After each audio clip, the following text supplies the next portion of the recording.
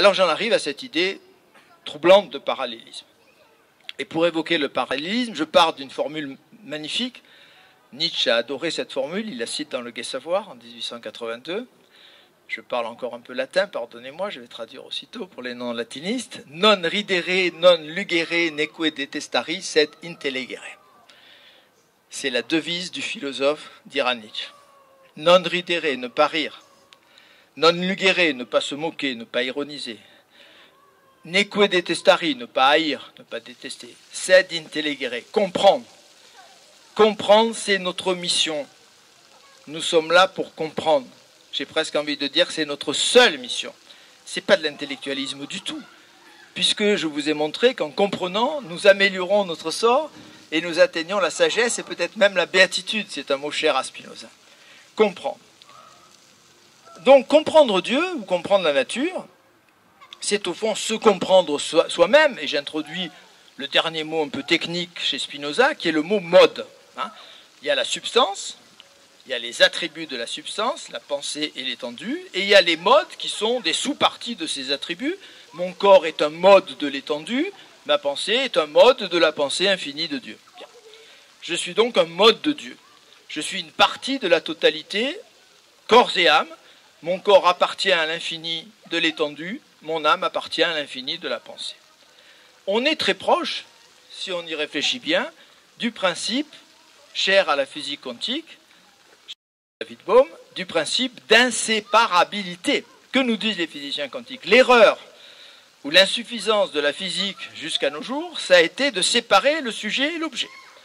Ça a été de croire qu'il y avait en face du sujet une expérience totalement indépendante du sujet, qui n'était pas modifiée par le regard que portait le sujet sur cette expérience, et qu'il y avait une expérience qui n'opérait pas de modification sur le sujet qui observait cette expérience. Les physiciens quantiques, je ne vais pas rentrer dans les détails, mais c'est bien connu aujourd'hui, me disent c'est pas du tout comme ça que ça se passe. Le sujet et l'objet sont inséparables. L'objet est modifié par le sujet. Dès que vous regardez un objet, vous le modifiez, vous le transformez. Et inversement, cet objet transformé transforme le sujet. Donc le sujet et l'objet ne sont pas deux entités séparées, ils font partie d'un tout que David Bohm appelle le tout indivis, un tout indivisible, mais qu'on divise quand même, parce qu'on est obligé de le diviser pour étudier les choses. Mais fondamentalement, il ne faut jamais perdre de vue que ce tout est un tout indivis. Et donc, je vais prendre deux exemples, très rapides, on pourra creuser ça tout à l'heure dans le débat, pour essayer de vous faire entrevoir ce qu'est le parallélisme. Je dis bien entrevoir, parce que je n'ai pas la prétention de faire comprendre ce qu'est le parallélisme, parce qu'on y résiste de toutes nos forces à cette idée de parallélisme. Nous sommes tous ancrés dans le dualisme. Premier exemple, l'arrêt du tabac.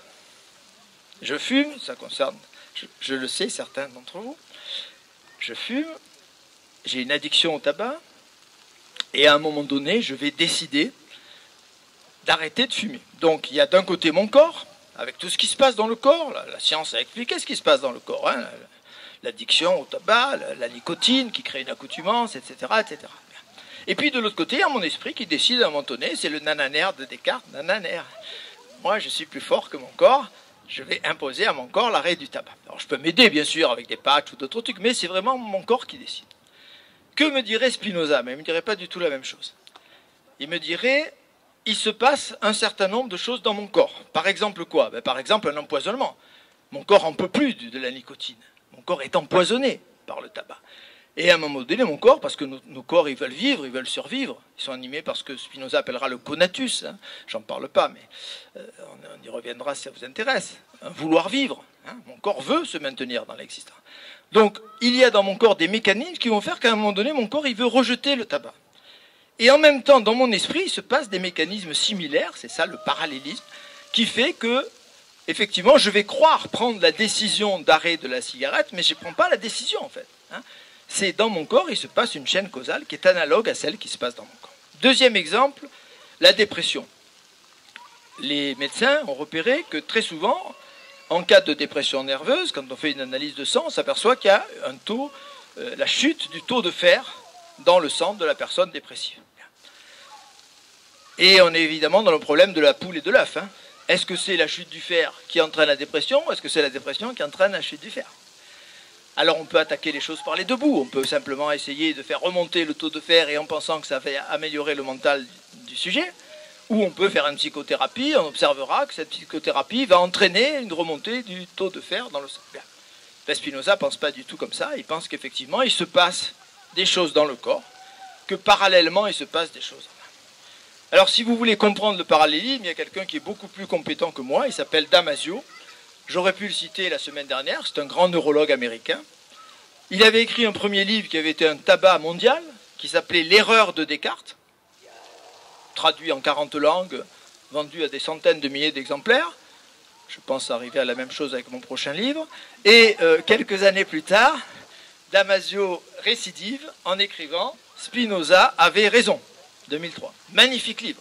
Spinoza avait raison. Donc L'erreur de Descartes et Spinoza avait raison. Ce sont deux livres absolument extraordinaires qui sont, à mon avis, les meilleures voies d'entrée pour comprendre ce parallélisme qu'on a du mal à comprendre. Parce qu'on a l'impression que ça nous prive d'une partie de notre puissance, ce qui n'est pas du tout le cas. On en parlera tout à l'heure.